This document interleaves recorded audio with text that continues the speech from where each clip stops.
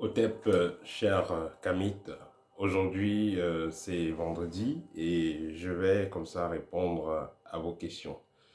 Et j'aimerais rappeler que dans la plupart de mes vidéos, je laisse mon contact. Et si je laisse mon contact, c'est pour ceux qui ont besoin d'un service, c'est-à-dire une consultation, un travail spirituel particulier, l'un de mes livres ou une formation. Si vous avez des questions qui concernent soit l'une de mes vidéos, soit votre développement spirituel, veuillez tout simplement poser cette question dans l'espace réservé aux commentaires dans l'une de mes vidéos les plus récentes. Et je me ferai donc un plaisir, comme promis, chaque vendredi de répondre à vos préoccupations. Je vais rappeler ici que ce programme questions-réponses, je l'ai fait pour ceux qui ne font pas partie de l'école, pour ceux qui n'ont pas les possibilités de faire partie de l'école, néanmoins pour qu'ils puissent euh, euh, utiliser ces outils, cet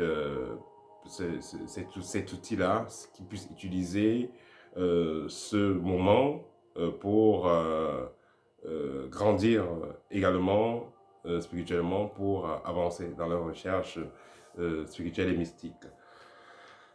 Voilà.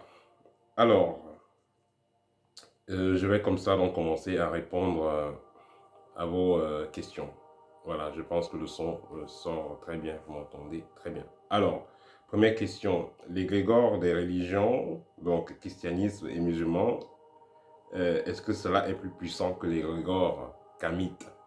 Alors, j'aimerais dire ici que l'égrégore kamite, différemment de l'égrégore africain, entre guillemets, parce que, voilà, je rappelle ici que on est kamite par rapport à son état d'esprit, par rapport à la maths. Voilà, c'est pas forcément euh, les rituels, donc ce qu'ils font dans la, je vais dire la tradition africaine. C'est pas forcément ça. Parce que dans la tradition africaine, il y a une voix qui est kamite et non kamite, c'est-à-dire matique et non matique. Donc tout cela va dépendre. Alors, l'égrégore chrétien ou musulman, c'est un égrégore qui a été mis sur pied, pas pour forcément l'éveil des consciences, au contraire pour endormir les consciences et pour faire usage au niveau énergétique de ceux qui en font partie. Parce que surtout ceux qui sont au bas de la pyramide, parce que ces égrégores-là sont des égrégores qui sont formés d'une certaine façon, de telle sorte que ceux qui sont au sommet puissent utiliser ceux qui sont plus bas. Donc, c'est les égrégores où vous entrez tout simplement pour servir. Pareil avec les égrégores que vous allez retrouver dans des loges. Vous entrez seulement dans ces égrégores pour servir. Non seulement avec de l'argent que vous allez donner dans ces milieux, mais également avec votre énergie chaque fois que vous irez dans ces lieux, soi-disant ça, soit que ce soit dans des églises, des mosquées, tous ces lieux-là, chaque fois que vous irez dans ces lieux, vous allez en donner de votre énergie. Vous allez vous retrouver comme ça, que votre énergie vous est retirée.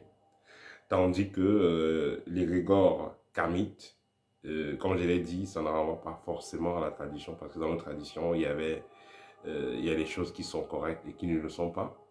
Si vous êtes ici donc dans un égrégore kamite purement dit, un égrégore purement kamite, alors vous avez ici un plus grand accès aux lois de l'univers, vous avez un plus grand accès aux énergies cosmiques, vous avez beaucoup plus d'équilibre. Donc vous êtes dans une transformation matique qui vous permet non seulement de vous développer votre entourage et d'être en harmonie avec l'univers. Donc c'est ce à quoi renvoie l'égrégore kamite. Donc un développement matique tout simplement, tandis que l'égrégore des religions, c'est pas un développement matique, c'est plutôt un système vampirique, artificiel. Voilà, donc voilà ce que je peux dire en ce qui concerne la différence entre les deux égrégores.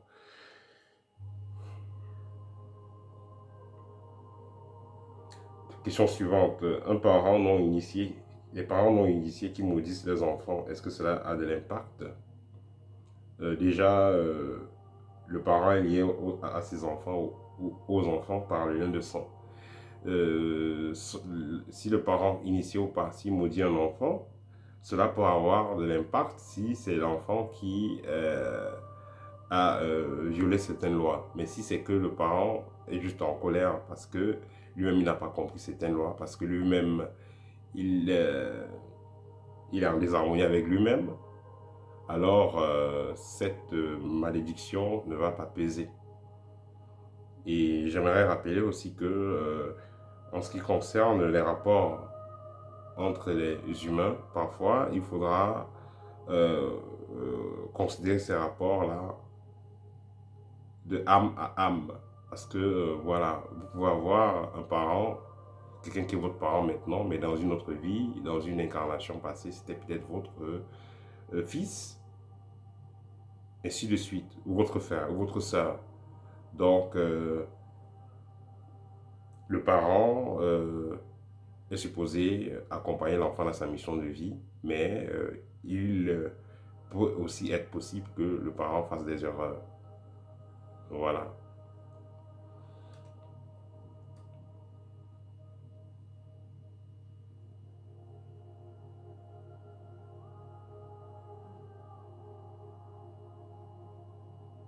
Question suivante. La mission de vie est toujours en accord avec... Est-ce que la mission de vie est toujours en accord avec les aspirations dans la vie? Généralement, c'est ça. Généralement, c'est ça. Vous allez voir quelqu'un qui aime tellement jouer à la musique, qui aime tellement les instruments de musique, mais chaque fois qu'il joue sa musique, les gens sont en paix, les gens reprennent goût à la vie, ainsi de suite. Voilà, c'est la mission de vie de la personne. Vous allez voir des personnes qui ont toujours, qui ont eu depuis le bas âge, le désir de guérir les animaux, guérir les plantes et tout. Et quand la personne va grandir, peut-être elle va envie d'être médecin ou guérisseur, ainsi de suite. Donc, euh, ce que vous avez vraiment dans le cœur est lié à votre mission de vie. Quand vous voulez vraiment faire une activité, et surtout qui va être profitable pour l'environnement, pour la communauté, il est fort probable que ce soit lié donc à votre mission de vie. Question suivante, comment se protéger lors des appels audio et vidéo? Déjà, il y a certaines personnes qui m'appellent souvent en vidéo, donc des gens que je ne connais pas. Et j'aimerais rappeler, ce n'est pas du tout poli. Si vous le faites même dans la vie active avec cette personne, on va vous bloquer. Voilà, donc déjà, puisque vous n'avez pas besoin de ça, évitez de faire ça aux gens, vous ne connaissez pas quelqu'un, écrivez d'abord et demandez si vous pouvez appeler. Vous pouvez appeler en audio et vous pouvez appeler en vidéo, mais vous demandez à la personne si elle est d'accord. Vous pouvez appeler quelqu'un à la personne aux toilettes où elle est en train de dormir. Vous pouvez appeler en audio sans demander, dans certains cas. Voilà, mais si vous connaissez que vous savez que la personne est une personne assez occupée, vous voulez appeler, écrivez, demandez avant d'appeler. Si c'est urgent, ben vous pouvez appeler, mais pas en vidéo. Avant d'appeler une personne en vidéo, il faudrait que vous connaissiez déjà la personne. Il y a des gens qui peuvent vous appeler donc en vidéo et ça peut être dangereux. Les gens peuvent vous appeler, ils sont dans un temple en train de faire des rituels, vous ne savez pas qu'est-ce qu'on fait. On vous appelle en vidéo, ça peut être dangereux. Donc, comment se protéger dans des appels vidéo et audio? Déjà, évitez de prendre les appels des personnes que vous ne connaissez pas. Ça, c'est la règle de base. Ensuite, évitez de prendre des appels à des heures suspectes. On vous appelle à minuit pile, on vous appelle à midi 00, on vous appelle tard la nuit. Évitez de prendre ces appels. Ça, c'est la base.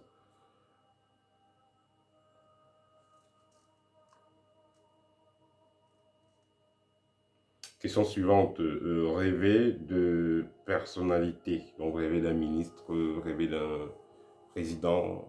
Vous avez rêvé, vous avez vu tel président ou telle star. Rêver des hautes personnalités, ça renvoie à des génies généralement. Ça veut dire que vous avez une protection, ça veut dire que voilà, ça peut renvoyer à des génies titulaires, ça peut renvoyer à des anges même. Voilà. Plus la personnalité est puissante, plus les esprits qui vous accompagnent sont assez puissants. Voilà tout simplement ce que ça veut dire. Question suivante, qu'est-ce que vous pouvez dire des périodes lunaires, nouvelle lune, pleine lune et tout ça? Voilà. Déjà, la nouvelle lune, elle est beaucoup plus, elle renvoie à une période pendant laquelle vous pouvez faire des rituels de consécration, d'appel, des rituels pour grandir quelque chose, pour bénir des choses consacrées, ainsi de suite. Voilà, donc à partir de la nouvelle lune, plus la lune est en train de grandir, plus vous pouvez faire certains types de rituels. La pleine lune, elle sera beaucoup plus neutre, vous pouvez faire tout type de rituels, donc charge comme décharge. Et la lune descendante, quand la lune est en train de se réduire, cette période-là, vous pouvez faire des rituels pour vous dégager de certaines énergies qui ne vous plaisent pas, purifier l'environnement, et ainsi de suite.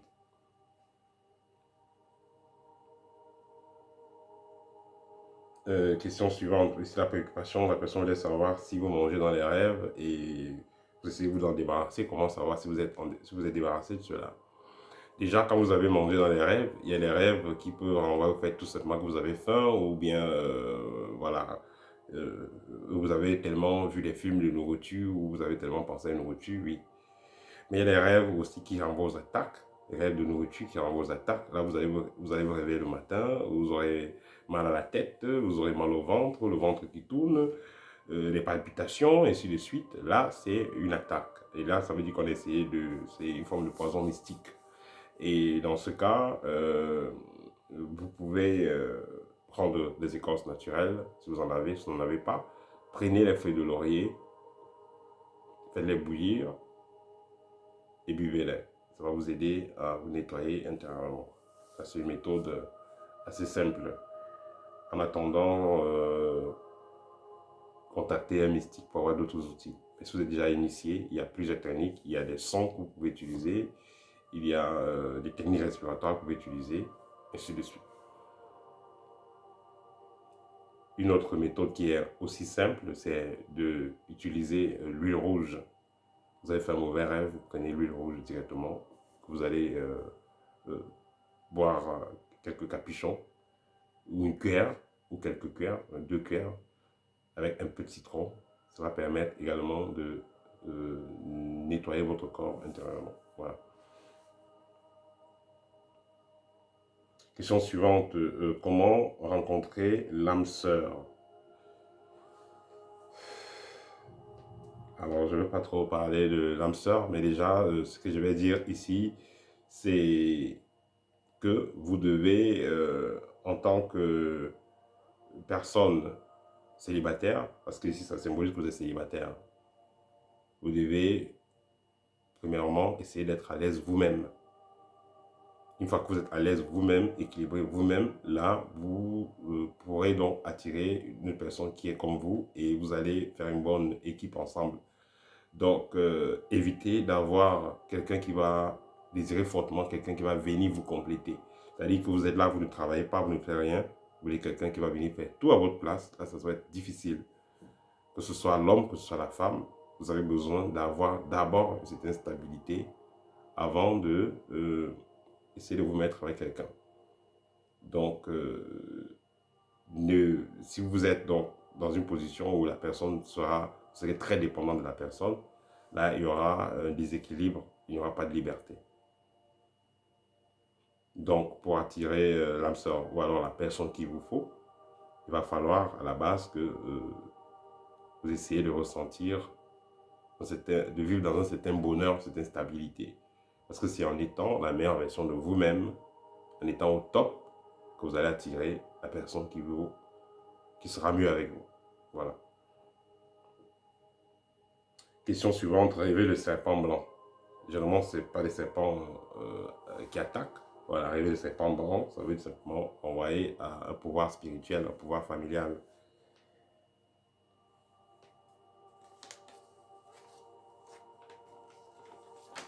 Question suivante, la masturbation féminine et l'Égypte antique. Donc, quel est le point de vue kamite sur la masturbation féminine? Et la personne veut par là dire que dans l'Égypte antique, les femmes faisaient la masturbation. Je vais vous dire que dans l'Égypte antique, que ce soit l'Égypte antique, la Grèce antique, tout ça, Il y a beaucoup de choses qui se faisaient qui n'étaient pas correctes. Parce que dans l'Égypte antique, si vous allez dans vous faites des recherches, on va dire également qu'il y avait aussi même des partouzes. Mais là, c'était une période. Voilà, la masturbation, dans le cas général, c'est pas conseillé. Voilà, que ce soit chez l'homme comme chez la femme. Déjà, ça vous fait descendre en vibration. Certains gens m'ont dit, oui, bon, ceux qui sont célibataires, qui veulent travailler les énergies sexuelles, vous allez vous masturber en tant que femme. Vous allez tout simplement appeler les maris de nuit parce que quand vous masturbez, vous excitez, vous attirez quelque chose. Quand vous êtes en acte sexuel, vous créez quelque chose. Donc, soit vous allez créer quelque chose qui va vous permettre d'évoluer, soit créer quelque chose qui va vous permettre d'évoluer, donc de descendre vibratoirement. Donc, la masturbation féminine, c'est déconseillé, tout simplement. Donc, vous allez appeler les maris de nuit, vous allez perdre de l'énergie et vous n'aurez plus forcément le désir d'avoir un homme. Or, il est important que la femme soit avec l'homme pour faire des expériences sexuelles et non qu'elle le fasse seule.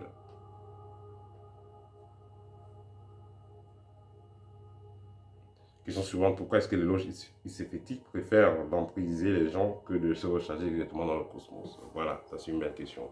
Justement, je vais dire ici parce que c'est plus facile, entre guillemets, pour eux. Voilà, c'est plus facile pour eux et ils vont préférer, au lieu de se recharger dans la nature, ils vont préférer donc prendre l'énergie des autres personnes. Donc ils trouvent cela plus facile et plus intéressant. Prendre les énergies d'autres personnes et les utiliser, appliquer certaines lois pour prendre les énergies d'autres personnes. Voilà, c'est ce que les loges initiatiques font. Mais néanmoins, ça ne les profite pas assez. Celui qui a fait les pratiques magico-anales et tout ça, ou tout simplement vampiriser les gens en faisant des offrandes ou en magnétisant les lieux, cette énergie ne va pas profiter à la personne longtemps.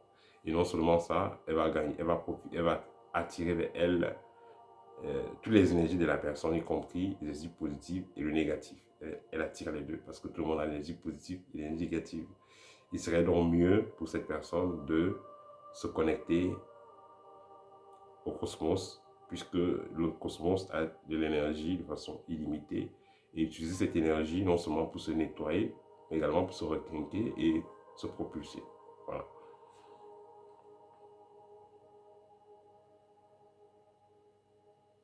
Voilà, ici une personne a fait des rêves assez bizarres, je ne vais pas détailler trop. Quand vous avez des rêves, il faut comprendre que tous les rêves ne sont pas initiatiques. Tous les rêves n'annoncent pas des événements à venir. Voilà, parce que parfois aussi, vous pouvez vous retrouver dans des mondes parallèles. Parfois, vous pouvez avoir des rêves liés à ce que vous avez vu avant de dormir. Et parfois, vous aurez des rêves qui seront prémonitoires, qui vont vous avertir des choses, sur les choses à venir. Donc, tout cela, ça dépend. Question suivante, où peut-on acheter l'huile de menthe au Cameroun? Allez tout simplement dans une parfumerie. Voilà, c'est l'huile essentielle de menthe. Allez seulement dans une parfumerie. C'est au Cameroun. Voilà, allez dans les grands marchés, les grandes surfaces, les grands magasins. Et allez dans le plus grand magasin du quartier, de la ville. Vous allez retrouver ça.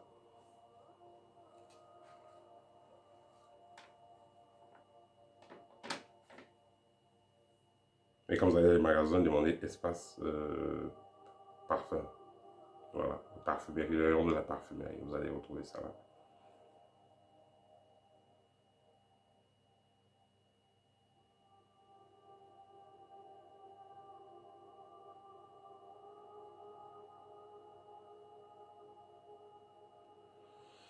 Question suivante, une personne parle de vivre comme si elle rêvait.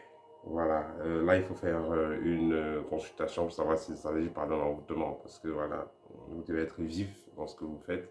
Si vous êtes, vous sentez un peu nonchalant, vous sentez pesé énergétiquement, Ça peut être lié à un envoûtement et autres, donc il faudra faire une consultation spirituelle pour savoir de quoi il en est question.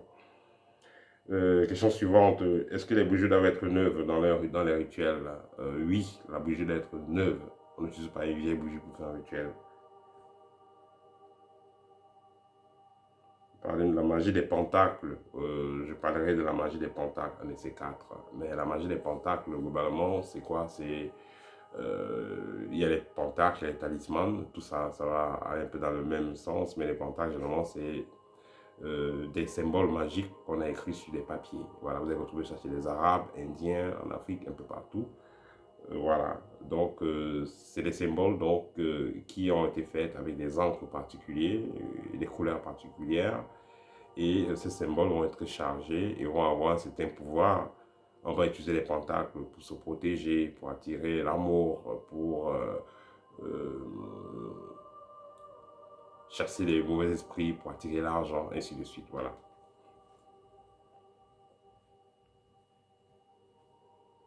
Question suivante, comment annuler les lavages faits chez un marabout, les blindages et autres? Pour annuler, c'est annuler la plupart de ces choses-là, ça s'efface. C'est lavage, là, ça part. Donc, parce que vous allez continuer à marcher, continuer à rencontrer les gens. Voilà, ça ne va pas durer éternellement pendant la vie. Par avec les blindages, les gens ont fait des blindages contre les sorcelleries, contre les attaques, mais ils ont toujours des attaques. Donc, ça ne dure pas tellement. Voilà, ça dépend, mais généralement ça ne dure pas. Il y a des blindages qui vont rester un peu longtemps sur vous, mais avec le temps ça va partir. La façon la plus rapide de s'en débarrasser, c'est sur voie initiatique, parce que là, votre sang va changer, votre aura va changer, tout va changer en gros. Avec les travaux spirituels que vous ferez, avec les techniques respiratoires, tout ce qu'il y a de toxique, de sale en vous va partir au niveau énergétique. Voilà.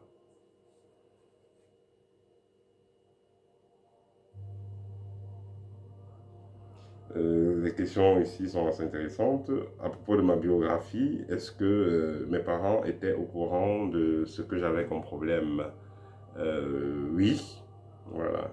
Qu'est-ce qui m'a libéré? Ce qui m'a libéré, c'est ma volonté d'être libre, le travail spirituel que j'ai eu à faire pour me libérer de ce qui me dérangeait. Donc voilà, la forte volonté et le travail spirituel que j'ai eu à faire sur ma personne.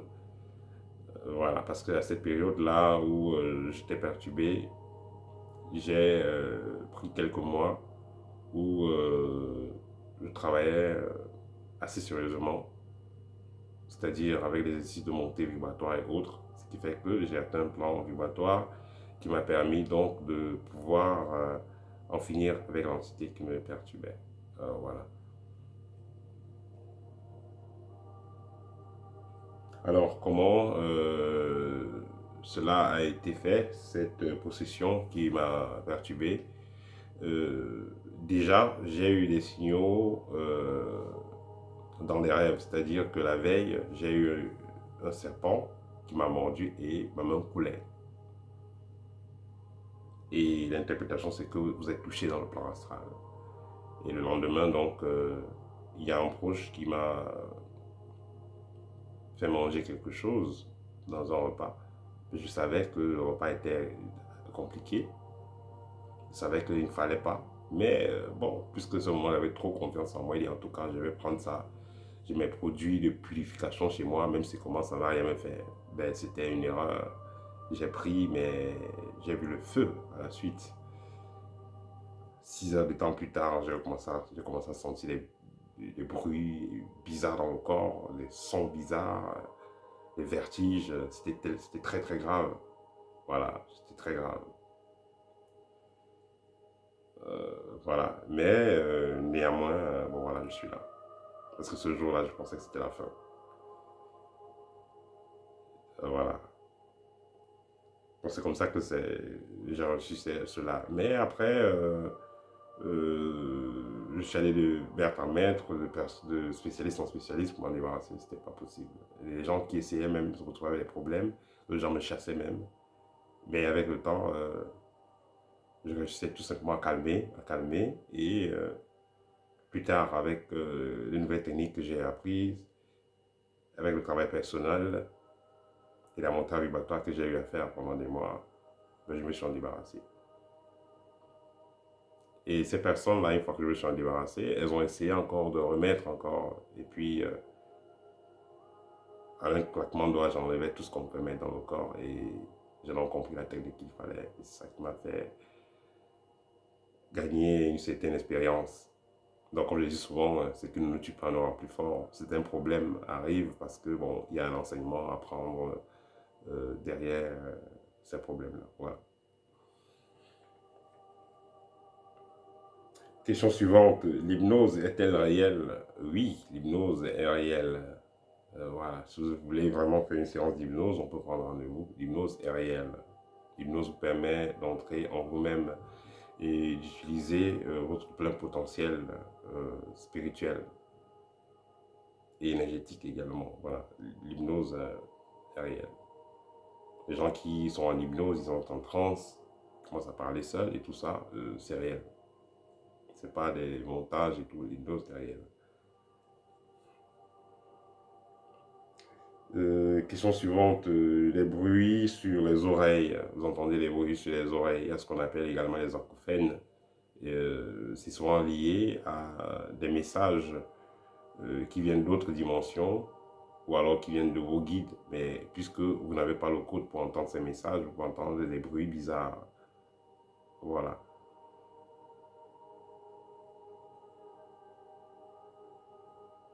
Les accidents de décembre. Les accidents au mois de décembre, à quoi est-ce que ça renvoie?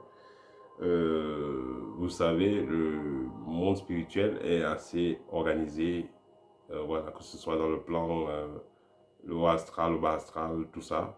Voilà. Euh, les choses sont organisées de telle sorte que il y a une certaine forme de rentrée, comme la rentrée scolaire. Voilà. Donc, il y a un moment où ceux qui sont dans les ventes des âmes ont besoin de nouvelles âmes pour servir pendant le cours de l'année. Et généralement, c'est la fin d'année. Et des accidents vont être organisés, des choses où les gens vont mourir en quantité vont être organisées pour récupérer ces âmes-là. Voilà, c'est pourquoi en décembre, il y a beaucoup ce type d'accidents-là. Parce que justement, ces égrégores de magie, ces fétiques, ces égrégores satanistes, je ne vais pas appeler ça comme ça, ont besoin de s'approvisionner. Des personnes qui vont travailler dans l'invisible, des esclaves spirituels. C'est pourquoi les choses se passent comme ça en décembre. Donc à partir de fin novembre, même jusqu'à janvier.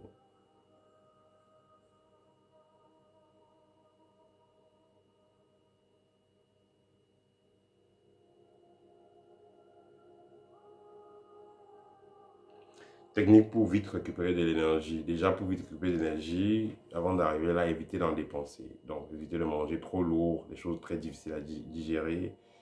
Et éviter de faire parfois des débats qui ne vous servent à rien. Voilà, éviter de être trop proche de certains types de personnes. Voilà, parce que les gens que vous êtes à côté d'eux, ils vous pompent de l'énergie avec leurs commentaires et tout ça. Voilà, donc il y a des petites choses que vous pouvez faire qui vont vous permettre déjà d'éviter de perdre de l'énergie. Alors pour en gagner de l'énergie, il y a des techniques de méditation, il y a des techniques de respiration et également passer le temps avec des gens qui vous apprécient, qui vous aiment, faire des activités qui vous plaisent, aller dans les lieux assez naturels et vous allez gagner beaucoup plus d'énergie. Voilà. Passer le temps parfois dans les endroits naturels, ça vous fait gagner de l'énergie. Et la dernière question, comment avoir des rapports sexuels sans se salir énergétiquement? Si vous faites des rapports sexuels avec une partenaire pour une première fois ou un partenaire, si la personne est sale énergétiquement, vous allez récupérer sa saleté, c'est naturel. Vous allez échanger vos énergies. Mais puisque vous travaillez vos énergies, au fur et à mesure que vous allez faire l'amour, de jour en jour, de semaine en semaine, de mois en mois, vous allez vous purifier et purifier la personne. Donc, vous continuez à vous purifier et vous allez purifier, vous allez enlever toujours un peu de négativité de la personne pour finir. La personne et vous, vous aurez une bonne vibration, vous serez assez propre. tous deux. Cependant, la condition sera que la personne n'aille pas voir ailleurs. Parce que vous allez nettoyer la personne et elle va aller prendre encore la saleté ailleurs si la personne n'est pas fidèle. Donc, voilà la seule possibilité que vous pouvez, voilà la seule possibilité de ne pas se salir énergétiquement. Donc, vous n'allez pas rencontrer quelqu'un, vous faites l'amour à la personne, alors qu'elle est très sale et vous ne vous salissez pas. Donc, vous pouvez vous salir énergétiquement, mais si vous suivez vos initiatives, vous pouvez directement vous nettoyer.